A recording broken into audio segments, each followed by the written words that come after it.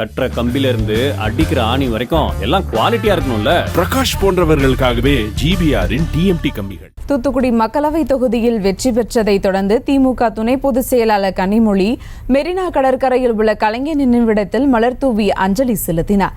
கூடுதல் விவரங்களோடு இணைகிறார் செய்தியாளர் வெங்கட். வணக்கம் வெங்கட், விவரங்கள். வணக்கம் சுபா. தூத்துக்குடி மக்களவை தொகுதியில இரண்டாவது முறையாக போட்டியிட்டு வெற்றி பெற்ற கனிமொழி கருணாநிதி அவர்கள் சென்னை மெரினா கடற்கரை இருக்கக்கூடிய கருணாநிதி நினைவிடத்துல மரியாதை செலுத்தினார். குறிப்பா மக்களவை தேர்தலில் தமிழகம், புதுவை உள்ளிட்ட 40 இடங்களிலும் திமுக மற்றும் திமுக கூட்டணி கட்சிகள் வெற்றி பெற்றது.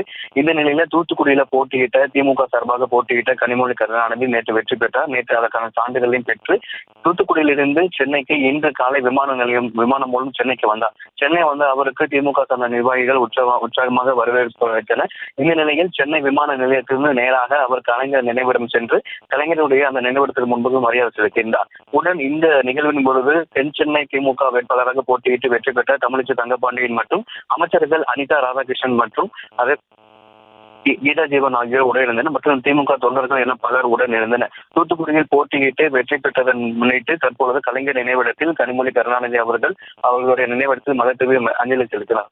விவரங்களுக்கு நன்றி வெங்கட். செங்கல்ல இருந்து சுண்ணாம்பு வரைக்கும் கஸ்டமருக்கு நாம தானே கேரண்டி. கான்ட்ராக்டர் குமார் மாதிரி ஆளுங்களுக்கு தான் ஜிபிஆரின் டிஎம்டி கம்பிகள். செய்திகளை உடனுக்குடனும் துல்லியமாகவும் தெரிந்து கொள்ள சப்ஸ்கிரைப் பண்ணுங்க.